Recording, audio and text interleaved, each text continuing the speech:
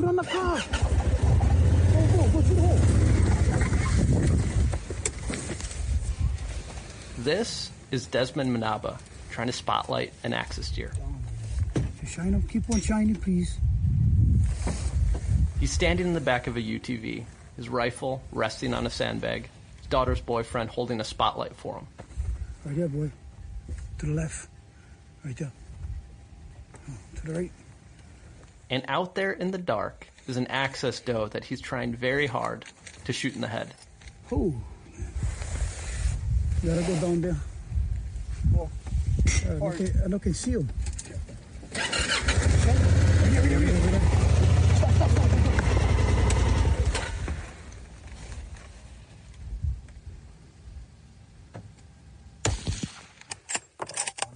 Okay, good.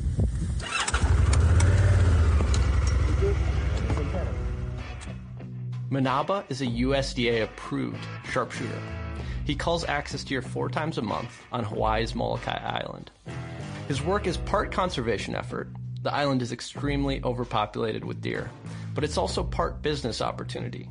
Manaba sells the venison from these deer to a broker, and this is a tiny glimpse into the world of market hunting, or maybe more accurately, market culling in America. Senior Deputy Editor Natalie Krebs spent a night riding around with Manaba on one of these shoots. So, Natalie, how did you end up in the back of a UTV spotlighting deer in Hawaii? Yeah, that's a great question that I definitely asked myself while it was happening. But basically, I was on the island of Molokai this month hunting axis deer with the Manabas. Desmond's son Koa runs an outfitting business on certain properties on the island, while Desmond runs conservation hunts and this USDA operation under his own business, which is called Molokai Wildlife Management. And after an evening hunt one day, one of my guides stayed out all night helping Desmond, and then he came back to guide again in the morning without sleeping and told us about how Desmond had killed 15 deer overnight that would then be legally sold as venison to the public. And I mean, how can I hear about that and not want to see it? So I just asked if I could go. Desmond was game, and they let me tag along on the next shoot. How did the shoot play out? What did this all look like? I met Desmond and his crew on the side of the highway at 1 a.m. and we drove into a section of the Molokai Ranch, which owns some 55,000 acres, or more than a third of the island. First thing they did, everyone joined hands, we said a prayer, and then we loaded up and drove around for 4 straight hours.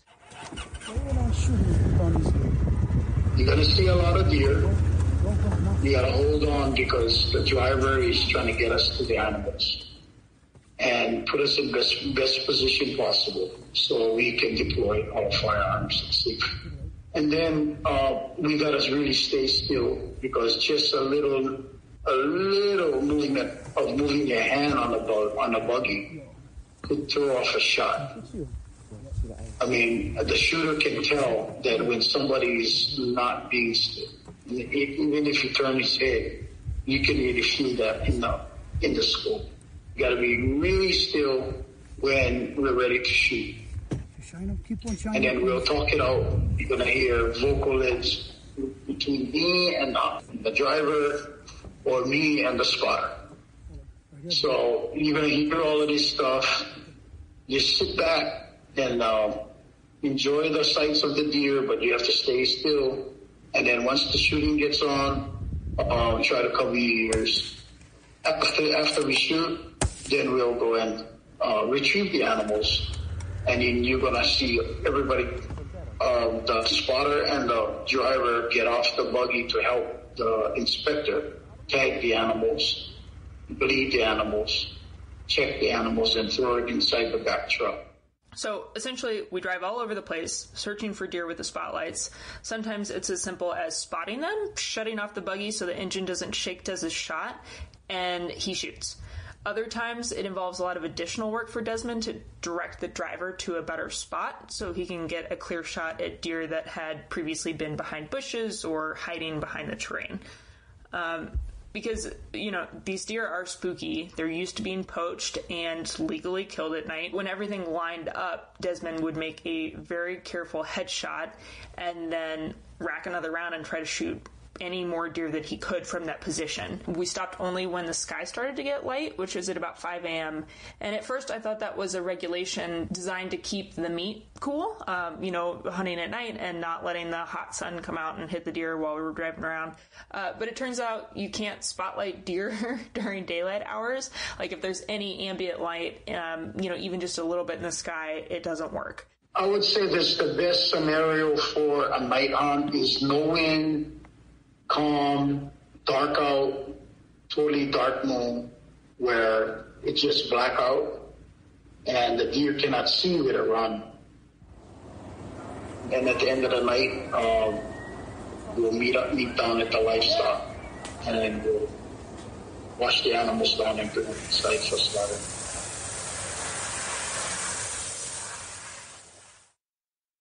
Why does he shoot them in the head? Because this is a USDA certified operation, Desmond has to comply with what's called the Humane Methods of Slaughter Act, which says that when a firearm is used to slaughter animals, the operator must, quote, produce immediate unconsciousness in the animal by a single shot, end quote. The USDA considers a shot to the vitals, which is totally natural to any deer hunter probably listening to this. The USDA considers that unethical. So, as a result, any body shot that Desmond might make would condemn an animal, and he can actually lose his license for that shot. An animal can also be condemned even with a headshot, although in those cases that's not considered operator error. This happens when the bullet ricochets or passes through the body cavity after entering the head. And we had only one condemned animal that I can remember from the hunt where the bullet traveled down the length of the doe's body from her head and out the rump. So in that case, none of the meat can be salvaged. But fortunately, that's pretty rare. So you're riding around, spotlights are, flashing around you. Desmond is trying to get on these deer, shoot them in the dark in the head. Is it action-packed? Like, is this a exciting night, or is most of the time just kind of like waiting for the deer to come out or to see them? It is controlled chaos. Like, Desmond has a handle on everything, but it sounds completely chaotic. He mentioned to me, he was like, if you get tired, you can go sleep in the truck that's following behind. Just hang out in the truck and take a nap. Because this is an all-nighter. Like, we were up until we got all the deer to the processor, all this stuff. And I got tired, but, like, there was no way I wasn't going to watch, like, this whole thing. And I imagine that you're seeing deer just all over, right? There's deer all around you all the time? Everywhere. I have never seen such large herds of deer, and probably, honestly, any animal. They're kind of like locusts, just like swarming back and forth. And, you'll find smaller groups. You'll see maybe 12 deer or 15 here or 20 there. But there's groups everywhere. They're running in different directions. And then occasionally you'll come across herds of hundreds and upwards. Wow. So what was Desmond shooting? On this particular night, Desmond was shooting a Christensen Arms Extreme in 7mm mag with 2.5 to 10 by 56 scope with a green dot reticle. It was pretty windy that night, so he used the heavier caliber, but he also drives around with a 22-250 in the front seat, which he used once or twice, and sometimes he'll have a 22 Hornet. He uses those in calmer conditions or when he's shooting nearer to town. He also hand loads all his ammo with Nosler bullets, and he just keeps a handful loose in his pocket and spares in a Crown Royal bag. And then he's got this big V-shaped sandbag to cradle the rifle, and that's just on top of the plywood board. He unloads the rifle when we're driving around and just keeps a hand on the whole setup, and it doesn't go anywhere. While all his shooting gear is really important and it helps him accomplish his task, the most interesting part to me is his mindset. It's a built-in thing that I already, when I see through the scope at one deer and that I'm targeting out, I already calculating distance, I'm already calculating windage, I'm calculating all that stuff in my head on the shot. And another thing that I use is that when I shoot and I say, okay, I shot here, boom. Okay, there's another one here I'm going to shoot, boom. I flicker up and I look at the stars. If I look at the star and I see that this star, or, a tree left of the shot, always something to detect to help me define where that deer is laying down. Because I know sometimes it's 400 yards, 375, and you're like, whoa, but, we're way out there. I know where I'm at. He's got two constraints. He's got the constraint of time, and in this case, literally, time is money for him. He's paying everybody to be there, from the USDA inspector to the ag veterinarian who's going to show up to do post-mortem exams on all the deer, to paying the processor, to all the guys who are driving around with us. He foots the bill for everything, and then he makes it up later with the sale of the meat. So it's expensive for him to be out there on any given night, and he needs to shoot enough deer to make it worth everybody's while. And then you've just got the whole pressure of, you can't screw up your shot. You could potentially risk the whole operation, and it doesn't faze him. It's really incredible.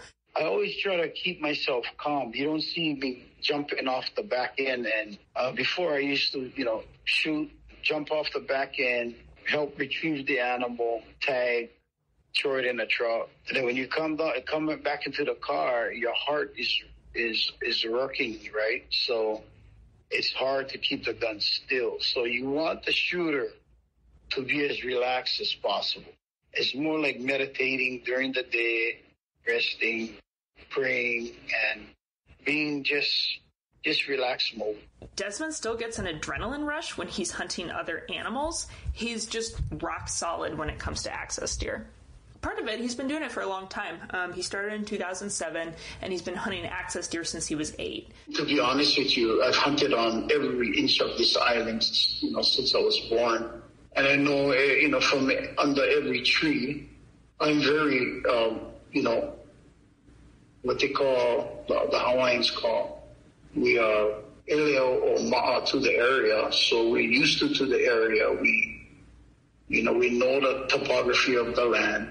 And this area I've been hunted. I did the contract for a few years now, too. So, what is Desmond's personality like?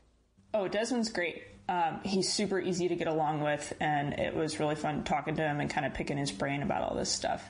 He may sound really serious in that initial scene from the night shoot, but that's just because he's so focused on his task.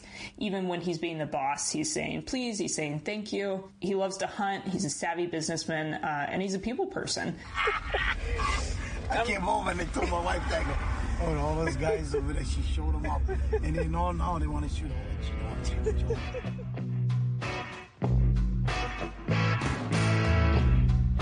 We'll be right back after the break.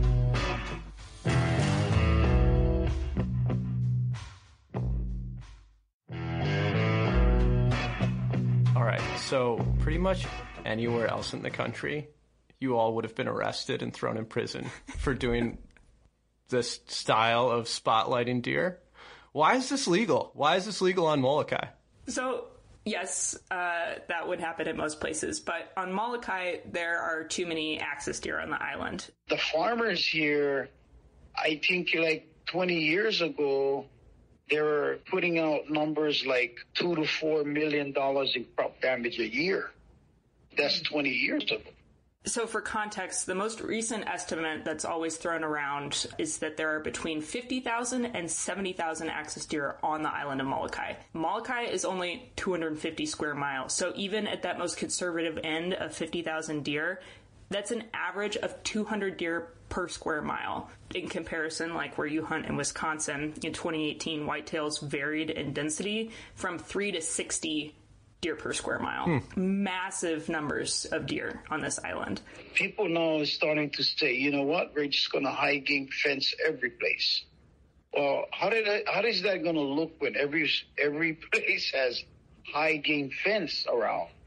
And now they're finding out that we're just an island and the deer will hit the fence and detour in somebody else's property and create more damage than what the fence was up for. So it's a real challenging problem here on Molokai.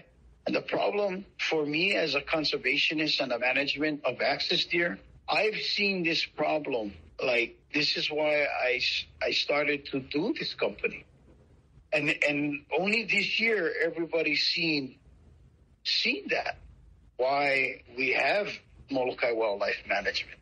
This is why. When we have a pandemic like this drought and all of the deer is like dying, and it's not natural to see hundreds of deer on the side of the road in the daylight hours. You know, they're starving. There's no food. They're dying. And this is what the drought has caused when the populations is too extreme. All right. And how did the island become so overrun with deer? So this goes back to the 1800s. 8 axis deer were brought to the Hawaiian Islands in 1867, and they were released on Molokai in January of 1868. The deer are originally from India, and they were a gift to the Hawaiian king. Because it was such a beautiful animal, he figured he shares some of the beauty to the other islands. So he put some on Molokai, and then his own people started to report back to him, said, you know, it wasn't a good thing of bringing the deer here because it's affecting our crops, and it's environmental damage. It's creating a lot of chaos, you know, for their farming. The king's servant ended up killing one and fed it to the king, and the king ate it, and he says, hey, you know what? This is not bad. You know, if you guys are open to eating it, it's fine with me. So the king hired a company out of Colorado. It was the Hyde Company to come over here and kill all the deer on Molokai. I think they killed somewhere around 13,000 deer at that time. As you can see, they bounced right back. The deer population started to climb. They have no natural predators on the islands. The only mammal native to Hawaii is a bat. So, like, there's no birds of prey, no coyotes, like, nothing but cattle egrets will picket dead deer. The other main issue is that axis deer in the tropical climate of Hawaii can kind of breed year-round. So, like, when we were hunting, you see bucks in velvet, you see hard-horned trophy bulls, like you see all different kinds of bucks, and some of the does were noticeably pregnant. You look at the topography of the land, even the land is changing. Because the amount of deer and no food. And when I first got my ranch, it looked like a forest. You couldn't go down the road and see inside past 3 feet off the side of the road because the grass was taller than the truck. And now, you know, as you could see inside my ranch now, it's just all barren and dry. Desmond is selling the venison from these deer that he's culling. So who is he selling the venison to? And how much does it go for? Yeah, so he's a big enough operation now that he sells a lot of the meat to brokers, who then in turn sell it to groceries and to restaurants. Your high-end guys, they're buying expensive meat, tenderloins, sirloins, and short loins, and the racks. They buy all the prime cut for high-end dollar, $18 a pound, $21 a pound. I mean, I heard all the way up to like $33 a pound for tenderloins. And then restaurants in turn can sell that for as much as they want per plate. Of course, we don't sell it that way, but others do. We try to keep it down for our customers. Bone-in axis meat will sell for about $5.50 a pound. And all of this, by the way, is after it goes through USDA inspection. Like, he has to take it to a meat processor, which we went to after the hunt. It's all by the book. The meat all gets tested for certain diseases and everything, and then it goes through that sale process. Desmond also donates a lot of the meat from conservation hunts and leftovers from client hunts to needy families on Molokai. The island has a high unemployment rate, and many residents rely on subsistence hunting to feed their families. So he's very conscious of avoiding price gouging, of taking this resource for a lot of the locals and like making it unattainable or too expensive. Okay, what about the legality of selling the meat? I mean, for the most part, it's illegal to sell wild game thanks to laws under the Lacey Act. So why is Desmond able to sell venison from the deer that he's shooting? Right. So the key word there is wild game. And the Lacey Act covers fish, wildlife, and native plants, but axis deer are not wild game. The state of Hawaii regulates them as a game animal. There's regulations on when you can hunt them and how you can hunt them. But axis deer are not native, and therefore the federal government doesn't include them in the Lacey Act. In fact, U.S. Fish and Wildlife Service refers to them as invasive pests. All right. So there's this tropical island that's loaded with so many deer that there's essentially unlimited hunting. This sounds pretty great to me. Is everyone out there just happily hunting, shooting, and eating axis deer all year round? Yes and no. It is a deer hunting paradise. Like, even though the deer pose a lot of problems, Hawaiians are fond of them. You know, they're part of the culture. They support subsistence and sport hunting lifestyles. So even though most folks want to see a reduction in deer numbers, they don't want them to disappear altogether. But alongside that, you also have huge poaching issues. We don't have a shortage of deer, but some people feel that they can go on your property and hunt on your property, which is poaching. If somebody's doing conservation and using the animals as a business, why would you want to go there and impede on their property, trespass, and hunt on their land? There's lots of other places where you can go to get your deer for your food. Well, I'll tell you why. Because when somebody does conservation, there's big bucks. So the people know that they're doing conservation and they know they got big bucks. So they go over there to steal those big bucks. And it's not for the subsistence now. This is where it changed from being the Hawaiians of before, where everything was, if you're going to shoot the deer, use all of the meat, use the hide. Now they're going up there and they're shooting trophies and cutting off heads and taking only back straps or even leaving the whole deer and just cutting off the head. It is turned to something ugly as that.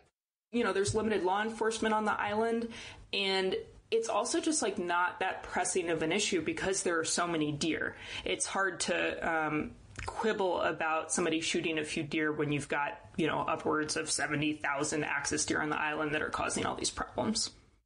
Gotcha. Is there any controversy, you know, just with public opinion on the island around the idea of selling the venison?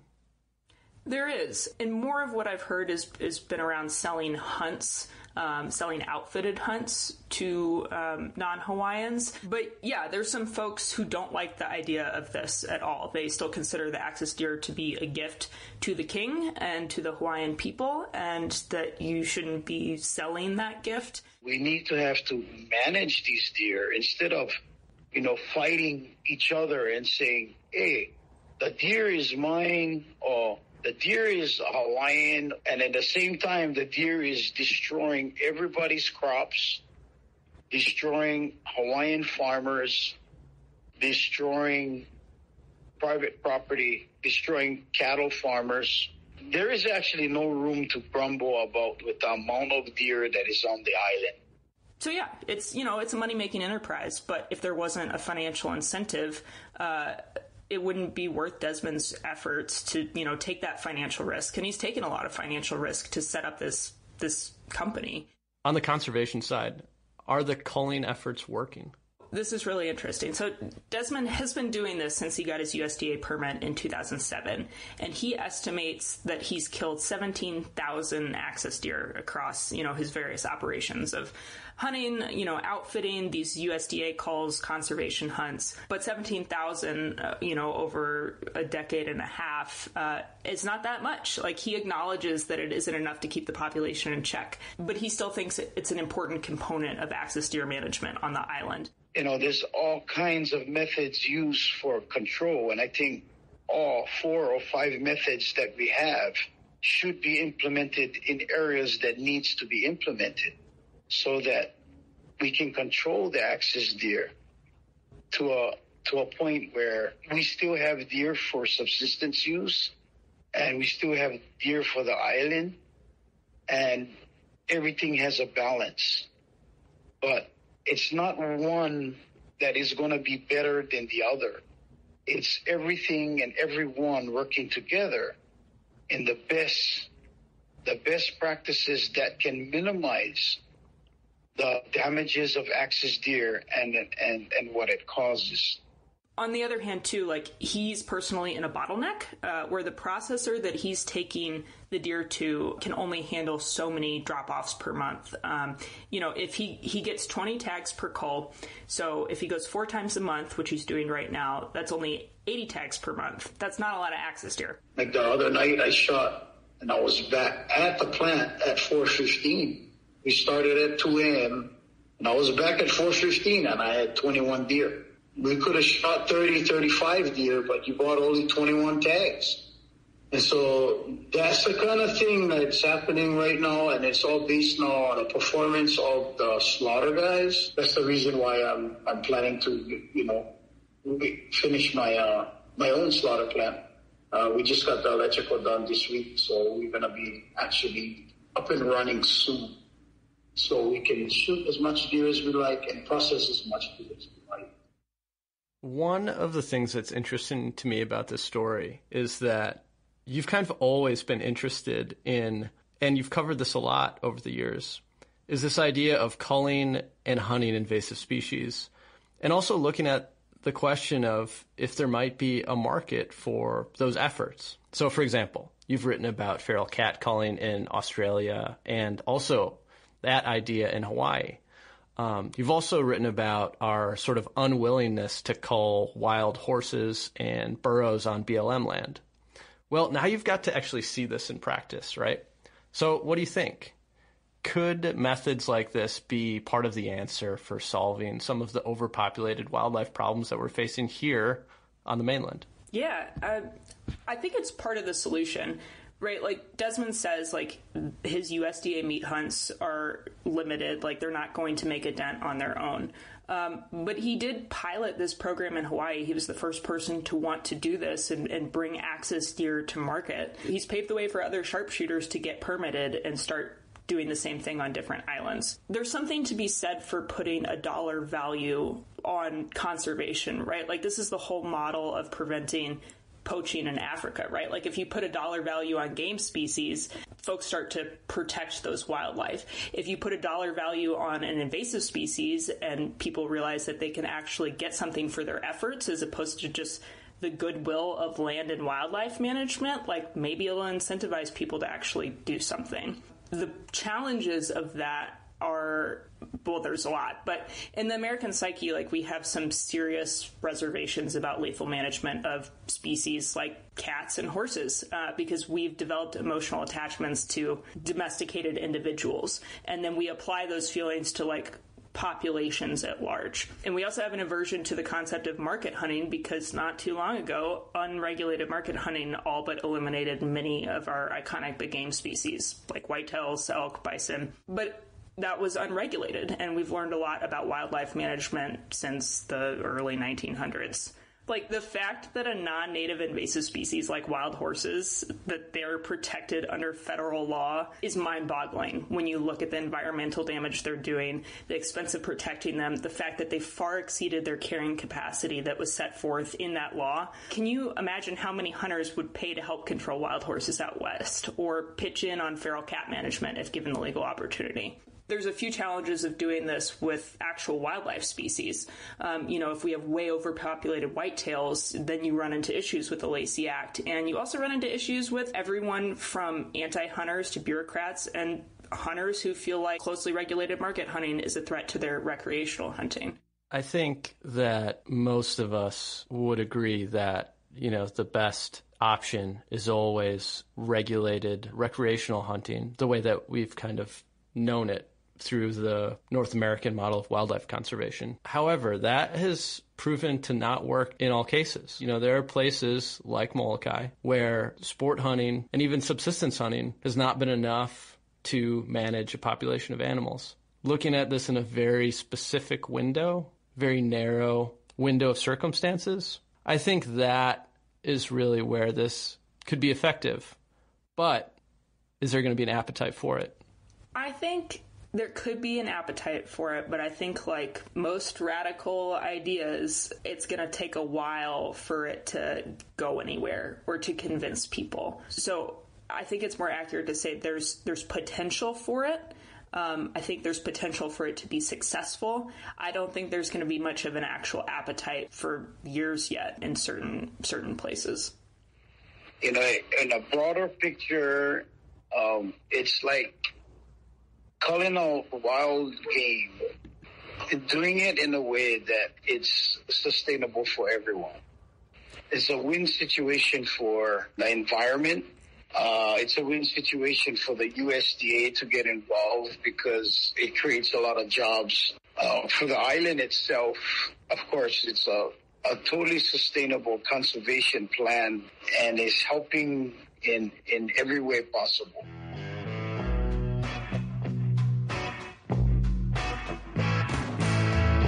The Outdoor Life podcast is edited and produced by Senior Deputy Editor Natalie Krebs, and it's hosted by me, Editor-in-Chief Alex Robinson. This episode was supported by Camp Chef Leupold and Nosler. Music in this episode by Harrison Black, Zep Jameson, and Emerson Lee via APM Music.